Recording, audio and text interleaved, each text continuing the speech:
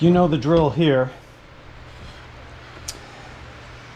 I'm going to adjust the shift shaft with the eccentric so that it rides as high as possible on those dowel pins. You don't want your claw on your dowel pin like that. You want it up like that, as high as you can get it. And we'll see what I can do here. If you can't get it up, that means it's worn out and you need a new one. And I'm talking about the shift shaft, nothing else.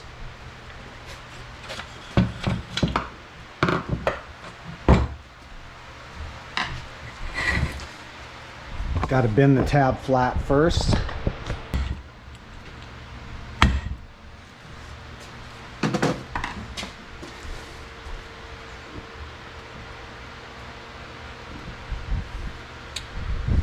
See if I can get the adjustment on this right.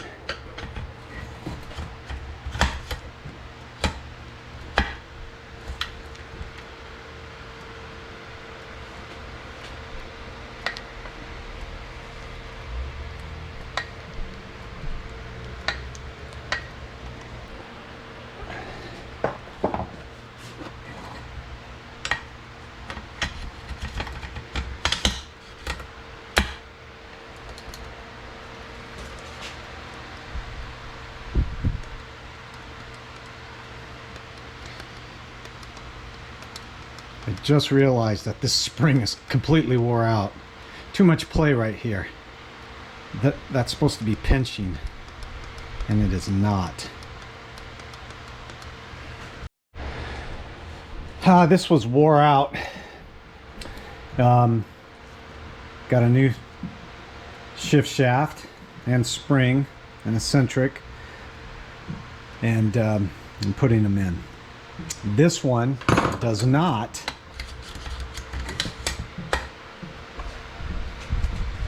Walk or move. See, the spring's taut. No play. Fork is lifted up off the dowel pin. It's good. On to other business. Okay, time to get this lower end together. I'm going to push in all the seals. Remember, most of the seals you just push in by thumb. Make sure you get all your dowel pins in. Sometimes they stick to the upper case. This one's in the upper case. This one's in the lower. You can remove them with a set of needle nose. They just pull right out. But sometimes they fall out, so don't lose them. Upper case. You can see this one's got a good chain whack in it.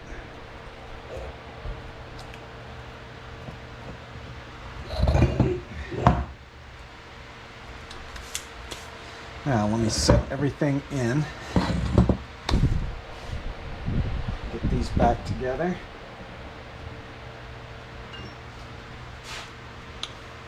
Groove on the inside.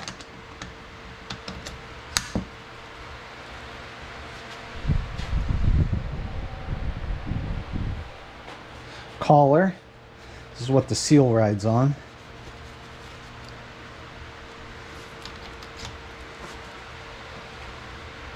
Oil these up on the inside.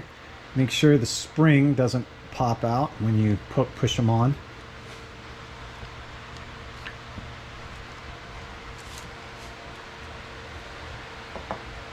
This hasn't been put together from when I cut the Pro Mod.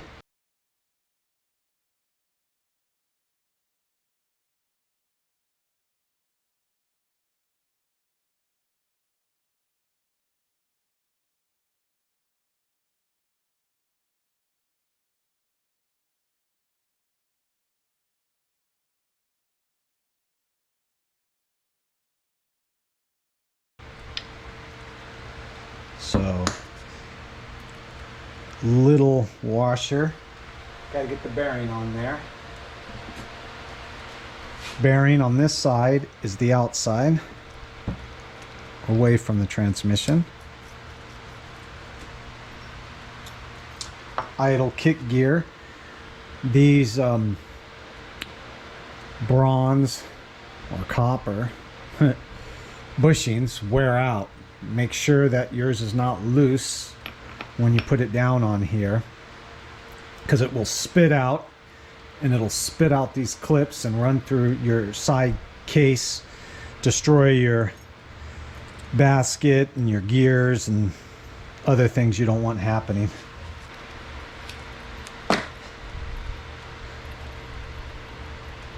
Yeah, life left in this one. It's not completely wore out. This bearing, good shape, goes back on. This doesn't have a plate side. Usually the plate side goes out. This one's got the full clip all the way around it and it's centered. This bearing does not have a ridge in it, so you don't, it can go on either way.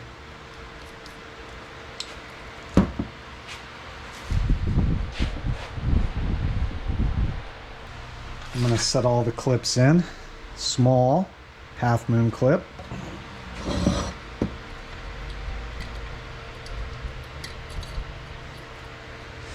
And then these two big half moon clips are exactly the same. Share the same part number. One goes on the transmission there, and then one goes on the crank. Keeps it from walking sideways. And you just line the sliders up with the shift forks and drop it down in. Make sure that your half moon clips are centered in your bearings.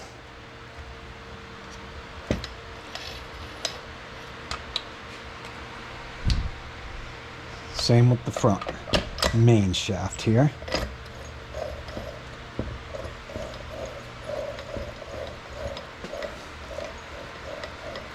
Looking good so far. Crank, need the crank. All right, and just set it right down.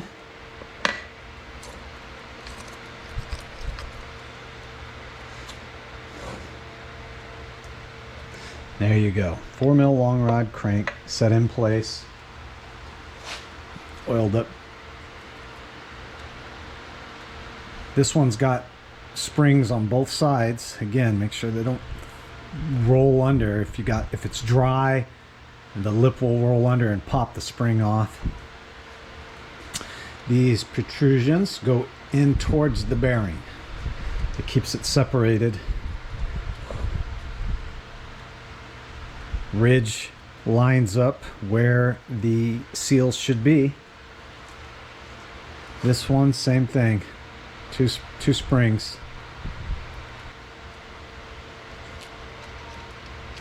Another ridge in the case lines up with the ridge in the seal. And there we go. We've got all the seals in the motor now. The only two seals left are the water pump and the kicker seal, which goes on the side cover, the case side cover, which is sitting over here. Time to put a bead on.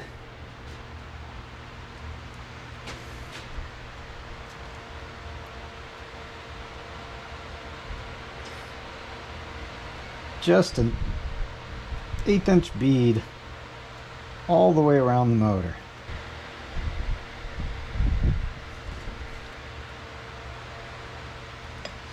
Always double check and make sure everything has got a bead on it and no air is going to get through anywhere. 1211 is my choice. There are lots of silicone sealers out there that'll work. You can even pick them up at the auto parts store. I think Ultimate Gray by Permatex has one that you can pick up right off the shelf. It's a little thinner and a little runnier, but it still does the same job. This one's good for big dings and scrapes and stuff that it will seal large areas of imperfection. Make sure you got your dowel pins. There's one, there's the other. Those are important. You want the case lined up right.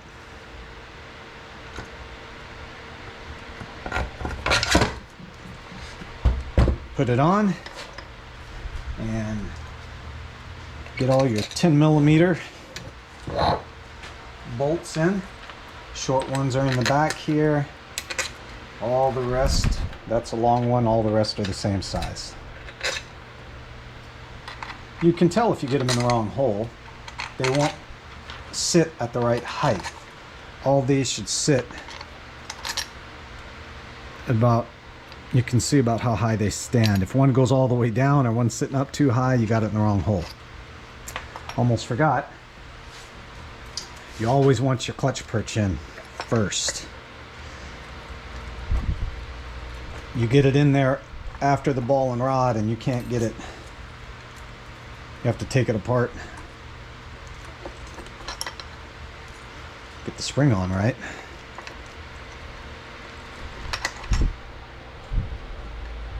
Okay, there we go.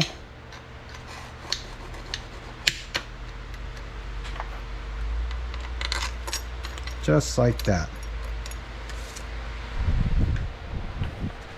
And I'll tighten them in sequence. The numbers are on the case.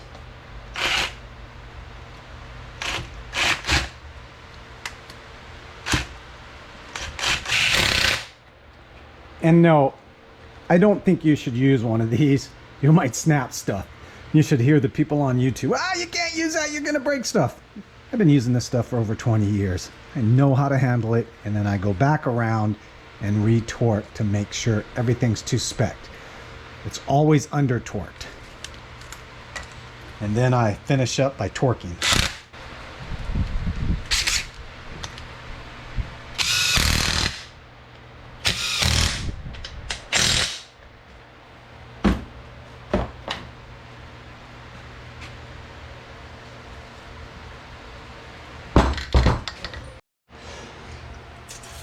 All right, we're gonna get the half case clip on here first.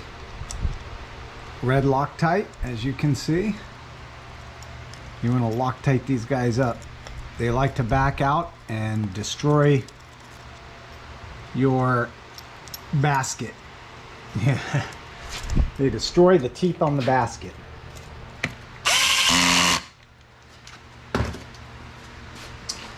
That shift shaft, that beautiful new shift shaft, and we already adjusted it and locked it in place.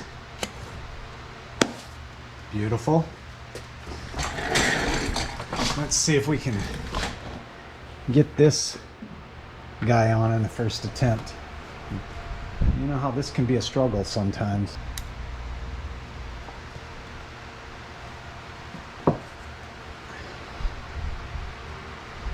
Keyed, and this is machined just so.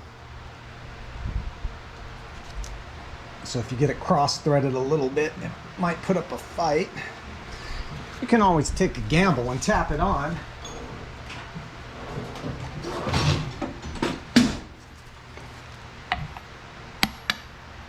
And it just centers itself. And sometimes you can just pop it right past that seal. Let's see. Yep.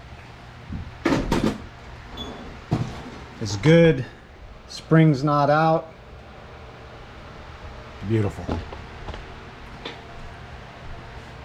This can be a source of leakage because it's just machined parts together, and that goes all the way into the crank valley. So a little 311. Sorry, a little 3-bond 1211, and we'll put our water pump gear on with this conical washer. It is bent, so make sure you put it on correctly. It should bow out towards you. It puts pressure on the nut, helps it to lock, but we don't just use that, we use red Loctite. You can use blue Loctite on all this stuff too. A little heat will get red off if you're concerned that it'll be too much. In my eyes, never enough. I've had way too much stuff fall apart, and a little little heat on it and the red Loctite goes back to liquid form. Right. Washer. Bushing for the basket. I'm going to separate this so you guys can see it all. This is the OEM basket.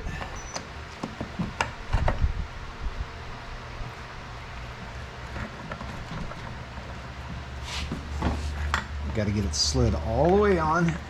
It's usually the idle gear you have to wiggle a little bit for it to drop in.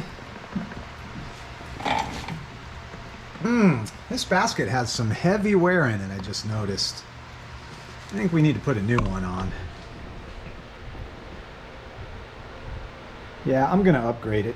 This thing's gonna have horsepower in the 90s, so let's upgrade that thing.